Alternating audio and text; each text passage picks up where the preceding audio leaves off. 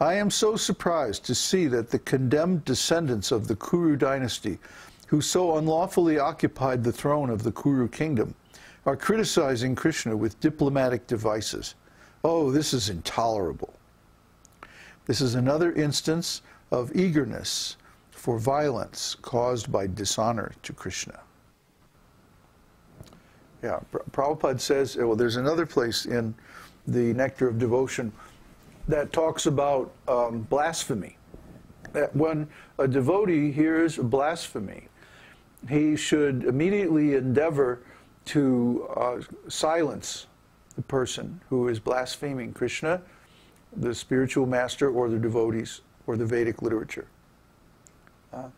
That these are such terrible offenses that if you hear these blasphemous statements and you don't do something to counteract them, then you also become embroiled in offenses.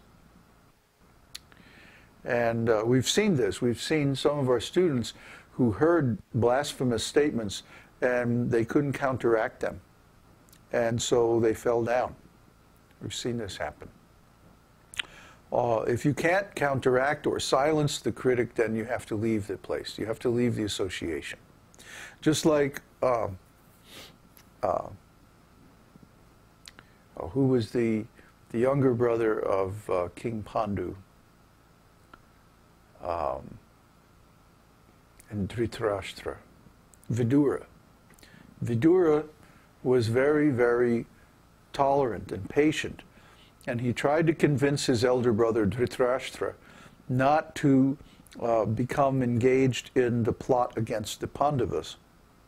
And for years, he kept advising him, don't do it, don't do it. And he kept giving in, Dhritarashtra kept giving in to his son Duryodhana. So finally, Duryodhana insulted Kṛṣṇa. I mean, the whole time he was criticizing Vidura. But then one day he insulted Lord Kṛṣṇa. And that was too much. Vidura left. He took off his royal crown and he put down his bow and arrow and other symbols of royal status, and he simply left the palace. So, because he knew he couldn't fight against Duryodhana. Duryodhana was too powerful. So because he couldn't fight and stop him, he simply left.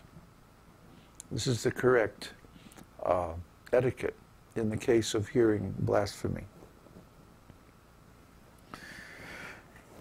So now, next section is haughtiness resulting in dishonorable words. In the Vidagdha Madhava, Jatila, the mother-in-law of Radharani, began to criticize Kṛṣṇa in this way. Kṛṣṇa, you are standing here, and Radharani, who has just been married to my son, is also standing here. Now, I know both of you very well, so why should I not be very anxious to protect my daughter-in-law from your dancing eyes? This is an instance of dishonorable words used to indirectly criticize Kṛṣṇa. Jatila is like, she's like the anti-heroine in Krishna's pastimes. Like early in the morning, when Radha and Kṛṣṇa are in their bower, peacefully sleeping, and they don't want to get up because they're so happy. Vrinda Devi has her pet monkey start going, Jatila! Jatila! And Radha and Kṛṣṇa wake up and they're like very alert all of a sudden. Yeah, the monkey's name is Kataki. Kataki, she goes. And Kataki knows his job, huh?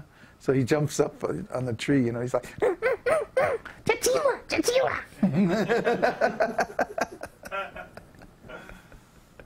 So he's the lookout, so they listen to him. Similarly, some of the gopis once began to address Kṛṣṇa with these dishonorable words. My dear Kṛṣṇa, you are a first-class thief, so please leave this place immediately. We know you love Chandravali more than us, but there is no use in praising her in our presence. kindly do not contaminate the name of Radharani in this place. This is another instance of dishonorable words cast upon Krishna in ecstatic love. Now, this is called loving anger, and it's a special feature of the gopis in Radharani's group. Radharani and her girls, they specialize in this particular mood, loving anger. It's very hard to understand this if we have experience in materialistic relationships, because in those relationships, when a quarrel occurs between lovers, it usually ends up in the relationship breaking up, at least after some time.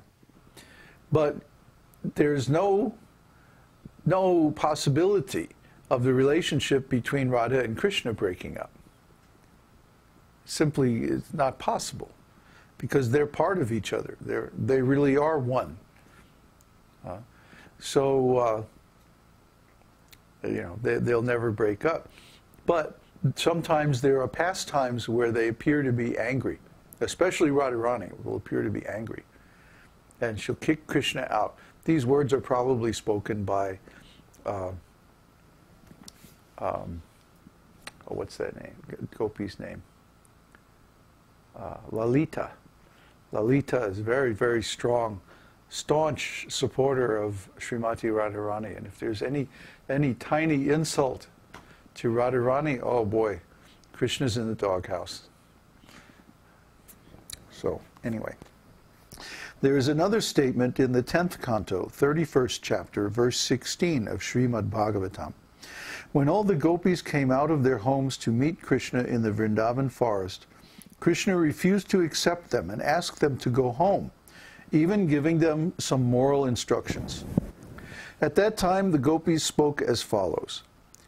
Dear Krishna, there is extreme distress in being out of your presence, and there is extreme happiness simply in seeing you. Therefore, we have left all our husbands, relatives, brothers, and friends, and have simply come to you, being captivated by the sound of your transcendental flute. O infallible one, you had better know the reason for our coming here. In plain words, we are here simply because we have been captivated by the sweet sound of your flute. We are all beautiful girls, and you are so foolish that you are rejecting our association. We do not know anyone other than you who would miss this opportunity to associate with young girls in the dead of night. This is another instance of indirect insults used against Krishna in ecstatic love. It's very beautiful.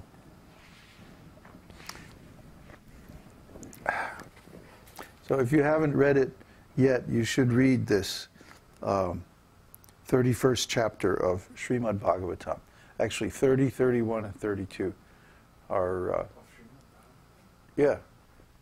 10th canto. Yeah. The Rasa dance. I'm not going to say any more, just read it. Envy. In the Padyavali, one of the friends of Radharani once addressed her thus. My dear friend, please do not be too puffed up because Krishna has decorated your forehead with his own hand. It may be that Krishna is yet attracted by some other beautiful girl.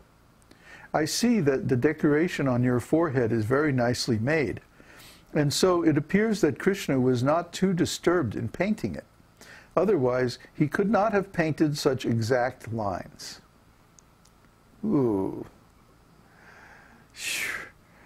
This is an instance of envy caused by Radha's good fortune. I mean, there's nobody can be more cutting with sharp words than young girls. Boy, I'll tell you. And put an insult within a compliment.